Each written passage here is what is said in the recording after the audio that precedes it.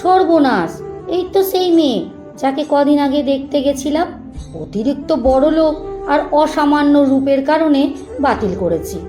হাবাতে ঘরের ছেলে আমি, ঘটক ভুল করে নিয়ে গেছিল। বাপ রে বাপ, জোর বাঁচা বেঁচেছি। কিন্তু মেয়েটা এত সকালে যাচ্ছে কোথায়? কেমন যেন অবিন্যস্ত দেখাচ্ছে ওকে, অস্বাভাবিক লাগছে। বেঁচে বেঁচে ট্রেনের এমন জায়গায় এসে বসেছি, একেবারে মেয়েটার মুখোমুখি। ওই মুহূর্তে উঠে না গেলে চোকাচোকি হবেই। সেটা হবে ভারী লজ্জার। মেয়েটি মাথা নিচু করে বসে কিছু যেন গভীরভাবে ভাবছে। কোন স্টেশন আসছে খেয়াল করছে না। আশেপাশে যারা বসে তাদের দেখছে না। হাতে ব্যাগ নেই, সঙ্গে কেউ আছে কি না সেটাও বোঝা যাচ্ছে না। হঠাৎ মনে হলো নিশ্চিত পালাচ্ছে। বাড়ি থেকে কিছু না নিয়ে গোপনে বেরিয়ে এসেছে। রাতে ঘাপটি মেরে ছিল কোথাও, এখন ট্রেন ধরে যাচ্ছে। আশেপাশের কোথাও ওর বয়ফ্রেন্ড আছে। বারে বারে আমার চোখটা চলে যাচ্ছে ওর নিচু হয়ে থাকা মুখটার দিকে। এত সুন্দর মেয়ে আগে দেখিনি, সত্যিই দেখিনি। আশেপাশে অনেকেই ওকে দেখছে, দেখতে বাধ্য হচ্ছে। এটা হাজারদুয়ারি এক্সপ্রেস, সব জায়গায় দাঁড়ায় না। কৃষ্ণনগর পার হয়ে ধুবুলিয়া ক্রস করতে হঠাৎ মনে হলো কেলেঙ্কারি করেছে। আমার নামার কথা তো কৃষ্ণনগর, আমি যাচ্ছি কোথায়? এরপর সেই বেথুয়া হয়ে গেল। আজকের মতো অফিস নট। বেতুয়া স্টেশন ঢোকার আগে হঠাৎ মেয়েটি চোখ তুলে চাইল। ওর নাম তৃষা। তখন জিজ্ঞেস করে জেনেছিলাম। ও আমাকে দেখতে পেয়ে একেবারেই খুশি হলো না, আরও মন মরা হয়ে গেল। মুখটা অন্যদিকে ঘুরিয়ে নিল। সেদিন দেখতে গেছিলাম, সেদিন তো এমন ছিল না। কি সুন্দর হাসছিল, কটকট করে কথা বলছিল, একেবারে ছোট্ট বাচ্চাদের মতো। তবে কি ওর জীবনে কোনো ঝড় বয়ে গেছে? অথবা যার সঙ্গে পালাচ্ছে সে এসছে কি না নিশ্চিত নয়। এইসব ভেবে একটু কথা বলার লোভ হলো। এটা আমার স্বভাব দোষ, বেশিক্ষণ চুপ করে থাকতে পারি না। পরিচিত লোক দেখলে তো নয়, সেই কারণেই বাবা বলে ঠোঁটটা কাটা। ধেত্তেরিকা, নিজের ওপর নিজেরই বিরক্ত হয়ে উঠলাম। কি বলতে কি বলবো ঠিক নেই, যদি উল্টোপাল্টা কিছু বলে ফেলি। থাক বাবা। মেয়েটি এবার নড়ে চড়ে বসলো, একটা হাই তুলল। তারপর আবার যেমনটি মনমরা হয়ে বসেছিল তেমনি উদাসী হয়ে বাইরে তাকিয়ে রইল। আমাকে দেখেও দেখল না। ইট ইজ অপমান। আমি আগেই জানতাম এই মেয়ে আমার মতন করলা পছন্দ করবে না। এখন সেটা প্রমাণ হলো। বড় বাঁচা বেঁচে গেছি। বাপরে বাপ! আর কিছুটা যাওয়ার পর বোঝা গেল ওর সঙ্গে কেউ নেই, নইলে এতক্ষণ কথা বলতে আসতো, অথবা আমায় দেখে লজ্জায় উঠে যেত। মেয়েটি এসে নামলো মুর্শিদাবাদ স্টেশন। পিছে পিছে বাধ্য হয়ে আমিও নামলাম। একে একে সমস্ত লোক স্টেশন ফাঁকা করে বেরিয়ে গেল, কিন্তু তৃষা গেল না। এইভাবে দাঁড়িয়ে রইল অনেকক্ষণ রোদের মধ্যে। কি করব? আমিও দাঁড়িয়ে আছি একটু দূরে, লক্ষ্য রাখছি। নিশ্চিত কিছু সমস্যা আছে, বোঝাই যাচ্ছে। সঙ্গে কেউ নেই, ইভেন ব্যাগ পর্যন্ত না। সম্ভবত মোবাইলও নেই, নইলে একটা পথ আসলো একবারের জন্য হলেও বের করত। হঠাৎ দেখি ধীরে ধীরে আমার দিকে আসছে। অত্যন্ত ক্লান্ত লাগছে ওকে। মনে হয় কাল সারা রাত ঘুমায়নি, খুব বিপস্ত। এইভাবে একটা মেয়ে বাড়ির বাইরে বেরিয়ে এল গার্জিয়ান জানে না। আশ্চর্য, কি কোয়ালিটির বাপ মা! তৃষা মাথা নিচু করে এসে দাঁড়ালো আমার একেবারে কাছে। মনে হলো চোখে জল, গাল দুটো লাল। অনেকক্ষণ দাঁড়িয়ে থেকে মাথা নিচু করে বলল, আমাকে কাকসা গ্রামটায় নিয়ে যেতে পারেন? পোস্ট অফিস গধিয়া চ্যাটার্জি বাড়ি। এই এতক্ষণ পর কথা বলার সুযোগ পাওয়া গেছে, কিন্তু ওই গ্রামটায় যাচ্ছে কেন? তবে কি ওর বয়ফ্রেন্ড ওই গ্রাম থেকে আসার কথা ছিল? আসেনি? যদি তাই হয় তাহলে আমি নিয়ে যাব কেন? এইগুলো প্রশ্ন মাথার মধ্যে ঘুরপাক খাচ্ছে। কিছু কিছু বলার আগেই চেয়ে দেখি তৃষা রীতিমতন হাঁটা দিয়েছে, অনেকটা দূর চলেও গেছে। কোনো কিছু না বুঝে একটু দৌড়ে ওর কাছাকাছি গিয়ে বললাম, ঠিক আছে নিয়ে যাচ্ছি, একটু ছায়ায় বসুন। জিজ্ঞেস করে আসি গ্রামটা কোন দিকে। মেয়েটা তো ভারী তেটিয়া, হেব্বি তেজ, ফুটফুট করে এদিক ওদিক চলে যাচ্ছে। দৌড়ে একজন দোকানদারের কাছে গিয়ে কাকসা গ্রামের কথা জিজ্ঞেস করলাম। লোকটি তজনীয় উঁচু করে পূর্ব দিক দেখিয়ে দিল, মুখে কিছু বলল না। আরেকটি দোকানদারকে জিজ্ঞেস করলাম, তিনি জানালেন এখান থেকে 8-10 কিলোমিটার বাস ধরে যেতে হবে। কি জ্বালা, সে তো অনেক দূর, এবার কি করি? একবার বলে ফেলেছি, না গেলেও হবে না। মনে মনে বিরক্ত হলাম নিজের নির্বুদ্ধিতার জন্য। ডেকে বিপদ কোলে নিলাম। তিশা বসেনি, দাঁড়িয়ে আছে মাথা নিচু করে। কাছে যেতে বুঝলাম চোখ থেকে এখনো জল ঝরছে।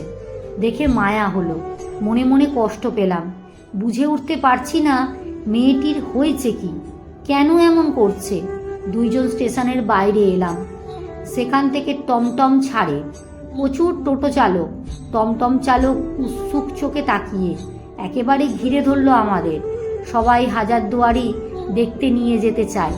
কাকসা যাওয়ার কথা শুনে সবাই সরে গেল। শুধুমাত্র একজন ট্যাক্সি ড্রাইভার এগিয়ে এলো, সে যেতে রাজি।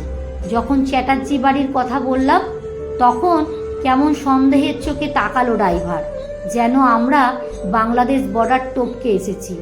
ড্রাইভার আমাকে একটু আড়ালে ডেকে নিয়ে গেল। আপাদমস্তক দেখে ভয়াত দৃষ্টিতে বলল, ওটা তো ভুতুরে বাড়ি, ও বাড়িতে কেউ থাকে না। সর্বনাশ! ড্রাইভার আবার বলে কি, ভুতুরে বাড়ি, কেউ থাকে না মানে? ওটা কি তবে তিশার বয়ফ্রেন্ডের বাড়ি নয়?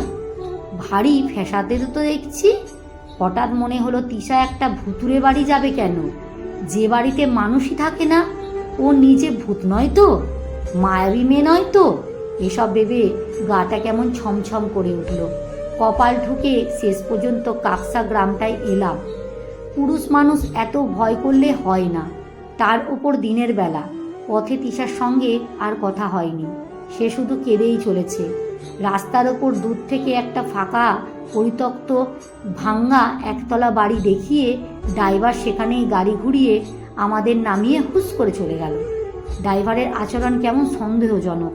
বোঝা গেল বাড়িটা সত্যি সত্যি ভুতুরে। ফাঁকা রাস্তায় দাঁড়িয়ে আমরা দুজন। আশেপাশে বাড়িঘর নেই, মানুষজন নেই। তবে একটু দূরে জমিতে কাজ করছে কিছু কৃষক। তারা দূর থেকে আমাদের দেখছে। রহস্য ঘেরা গৃহটি তাকিয়ে দেখলাম আম, কাঁঠাল আর ঘেটু গাছে বাড়িটা ঘিরে রেখেছে। ছাদে পুরনো দিনের টিভি অ্যান্টেনা ভেঙে একদিকে ঝুলে আছে। পথের দুদিকে সবুজ ক্ষেত, দুধারে গ্রাম দেখা যাচ্ছে। গ্রামের মধ্যে আকাশ ছুঁয়ে দাঁড়িয়ে মোবাইল টাওয়ার। একটা লোক মাঠ থেকে উঠে আমাদের দিকে এগিয়ে আসছে। উদম গা, লুঙ্গি পরা, মাথায় বাঁশের টোকা, পায়ে একটা হাঁটু কাদা। সম্ভবত তিনি নতুন আগন্তুক দেখে সতর্ক করতে চান। হঠাৎ পাশে তাকিয়ে দেখি তৃষা নেই।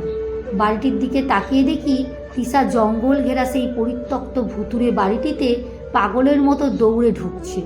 লোকটি আমাদের পাশে এসে দাঁড়ালো, ভয়ার্ত দৃষ্টিতে দেখলো, চোখ দুটো বড় বড় করে একটু হাসার চেষ্টা করলো। আমার উদ্বেগ বাড়ছে, তৃষা দৌড়ে কোথায় গেল? জঙ্গল ভর্তি বাড়িটিতে সাপ কোপ থাকতে পারে, গর্ত থাকতে পারে, হোঁচট খেয়ে পড়ে যেতে পারে। দভ্রান্তের মতন মেয়েটি গেল কোথায়? লোকটির হাতে ধারালো কাস্তে, সম্ভবত আলো ঘাস কাটছিল। কাস্তেটি ডান হাত থেকে বাঁ হাতে নিয়ে এক নিঃশ্বাসে বললেন, কুণ্ঠে থেকে এসছে, বাড়িতে কেউ থাকে না। কো ভূতের বাড়ি, জানেন না? আশেপাশে বাড়ি নেই, দেখছেন না? ভয়ে সব পালাইছে, উঠে গিলেছে। লোকটির প্রশ্নের উত্তর দেওয়ার সময় আমার নেই, ইচ্ছেও নেই। তবু শুকনো হাসি উপহার দিয়ে আমিও এক দৌড়ে তৃষ্ণা যে পথে পোড়া বাড়িটিতে ঢুকেছে সেই দিকে অতি দ্রুত হাঁটতে শুরু করলাম। একটু যেতেই দেখলাম তৃষার চটি উল্টে পড়ে আছে ঘাসের ওপর। অনেকটা জায়গায় ছোট ছোট অচেনা ঘাস চাপা খাওয়া। বুঝতে দেরি হলো না, মুখ থুবড়ে পড়ে গেছিল তৃষা। আরও খানিক এগিয়ে তৃষার দেখা পেলাম না। উদ্বেগ দাঁড়িয়ে পড়লাম। পায়ের দিকে তাকিয়ে বুঝলাম একসময় বাড়িটির উঠোন ছিল এখানে। এবার সত্যি সত্যিই ভয় করতে লাগলো। হঠাৎ তিশা গেল কোথায়, মুহূর্তেই মিলিয়ে গেল। এইটুকু সময়ের মধ্যে মিলিয়ে গেল। অশরীরীরা শুনছে এভাবেই মিলিয়ে যায়। সময় বুঝে লাফ দিয়ে ঘাড়ে এসে পড়ে ঘাড় মোটকে রক্ত খায়। সত্যি সত্যিই কি তিশা তাহলে ভূত? ছলনায় ভুলিয়ে এতটা এনেছে আমায়। হঠাৎ একটা কান্নার শব্দ পেলাম, চমকে উঠলাম। সর্বনাশ! এর মধ্যেই তিশাকে সাপে কাটেনি তো? আবার মনে হলো মায়া কান্না নয় তো, অশরীরদের কান্না নয় তো? সতর্ক হয়ে কানাকোড়া ভালো করে শুনলাম, না, মানুষের কান্নার মতনই মনে হচ্ছে। তিশারই কান্না, শুধু কান্না নয়, কিছু একটা বলছে ফুপিয়ে ফুপিয়ে। জঙ্গল ভেদ করে দৌড়ে গিয়ে দেখি একটা ছোট্ট টিভির মতন জায়গায় তিশা উপুর হয়ে শুয়ে, দুহাত মাথার ওপর দিয়ে ছাড়ানো, মাটি খামচে ধরেছে, অঝরে কাঁদছে আর বলছে, মা গো দেখো, আমি এসেছি, তোমার মেয়ে। আমার জন্য তুমি মরেছো আর দেশ করেছো আমার জন্য। তিশার কথা শুনে চমকে উঠলাম। ওমা, ড্যাশ করেছে? এটা ওদের গ্রামের বাড়ি ছিল। তাহলে সেদিনও কাকে মা বলে ডাকছিল? ওই যে বাড়ির মেয়ে নয়, তিশা অনাথ, পালিতা কন্যা। ধীরে ধীরে ওর পাশে গিয়ে বসলাম। খুব কষ্ট হচ্ছে ওকে দেখে, ওর কান্না দেখে। ও আমায় দেখে উঠে বসলো না, শুধু কাঁদতে লাগলো আর বলতে লাগলো, মা তুমি কষ্ট পেও না মা, সব দোষ আমার, সব দোষ আমার। আমার পেটে কেন আমি হারিয়েছি? বাবা তোমায় দেখতে আসেনি, আমায় দেখতে আসেনি, সব দোষ আমার। তোমার পেটে ছেলে হলে তোমায় ড্যাশ হতে হতো না মা, সব দোষ আমার। এই অভাগীর ছেলে হয়নি বলে ওর বাবা ওর মাকে দেখতে আসেনি, সেই জন্য ওর মা ড্যাশ করেছিলেন। উফ ভগবান, কি আশ্চর্য! এতদিন জানতো না, গতকাল জেনেছে। কি ভয়ঙ্কর! তাহলে যে বাড়িতে ওকে দেখতে গেছিলাম, ওরা কারা? ভালো ভালো কথা বলছিল সেই লোকগুলো কারা? সব মুখোশধারী, বড় লোকের আড়ালে শয়তান। এই সময় হঠাৎ তৃষ্ণা আমার ডান হাতটি চেপে ধরল, টেনে গলার কাছে নিয়ে গেল। হাতখানি কণ্ঠনালীতে চেপে ধরে বলল, আমায় ড্যাশ ফেলুন, ড্যাশ ফেলুন। মেয়ে জন্ম হওয়া যে কি জিনিস! ওর কষ্ট দেখে আমার দু চোখ বেয়ে জলের ধারা বইছে, বুক ফেটে যাচ্ছে তিশার কথাগুলো শুনতে। ওকে নয়, যেন আমার বুকে ধারালো অস্ত্র দিয়ে কেউ আঘাত করছে কেউ। অনেকক্ষণ পর ধীরে ধীরে ওর মাথাটা তুলে আমার কোলে স্থাপন করে বললাম, ওভাবে বলবেন না। আপনারা না থাকলে যে আমাদের জন্ম হতো না, পৃথিবীতে মানুষ বলে কারো জন্ম হতো না। আর মেয়ে সন্তান জন্মানোর জন্য তো বাবারাই দায়ী, মেয়েরা নয়। ও আমার কোলে মাথা লুকিয়ে আবার কাঁদছে, কেঁদেই চলেছে। এই মুহূর্তে কি বলবে, ওর কষ্ট লাঘব হবে বুঝতে পারছি না। কোনো বাবা এত নির্মম হতে পারে? কন্যা সন্তান হয়েছে বলে তাকে দেখতে আসবে না? এরা মানুষ? অনেকক্ষণ পর নিজের চোখ নিজেই মুছে বললাম, আপনি কি আপনার মামার বাড়ি? মানে তৃষ্ণা প্রশ্নের কোনো উত্তর দিল না। কাঁদতে কাঁদতে শুধু কোলের মধ্যে রাখা মাথাটা নেড়ে সম্মতি জানালো। না, ওকে সান্ত্বনা দেবার মতন কোনো ভাষা আমার নেই। শুধু কেননা জানি না, ওর ব্যথার ভেতরটা আমার ভেঙে চুরমার হয়ে যেতে লাগলো। টপ টপ করে জল পড়তে লাগলো চোখ থেকে। অনেকক্ষণ পর ভেজা চোখ নিয়ে উঠে বসলো তিশা। চোখ দুটো ফুলে গেছে ওর।